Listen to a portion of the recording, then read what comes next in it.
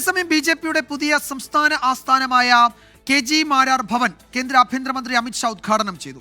ഓഫീസിന് മുന്നിൽ വൃക്ഷത്തൈ നട്ട കേന്ദ്രമന്ത്രി അമിത്ഷാ ഓഫീസിനകത്ത് സ്ഥാപിച്ച കെ.ജി. മാരാരുടെ അർദ്ധകായ വെങ്കല പ്രതിമ അനാച്ഛാദനം ചെയ്തു.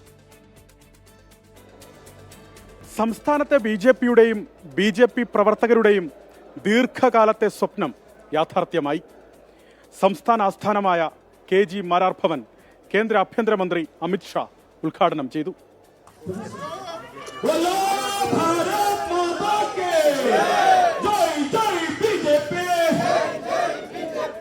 കെ.ജി. മാരാർ ഭവനിലെത്തി പതാക ഉയർത്തിയ കേന്ദ്രമന്ത്രി അമിത്ഷാ ഓഫീസ് അങ്കണത്തിൽ വൃക്ഷത്തൈ നട്ടു.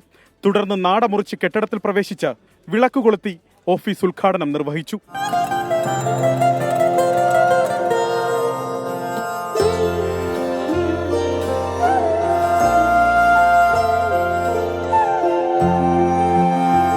ബി.ജെ.പി സ്ഥാപക നേതാക്കളായ ശ്യാമപ്രസാദ് മുഖർജിയുടെയും ദീൻദയാൽ ഉപാധ്യായുടെയും അർദ്ധകായ പ്രതിമയിൽ പുഷ്പാർച്ചന നടത്തി.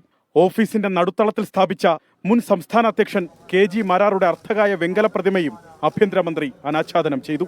കുമ്മനം രാജശേഖരൻ അധ്യക്ഷനായിരുന്ന കാലത്ത് അമിത്ഷാ തറക്കല്ലിട്ട കെട്ടിടം കെ. സുരേന്ദ്രന്റെ കാലത്ത് നിർമ്മാണം പൂർത്തിയാക്കി പാലുകാച്ചലും നടത്തി.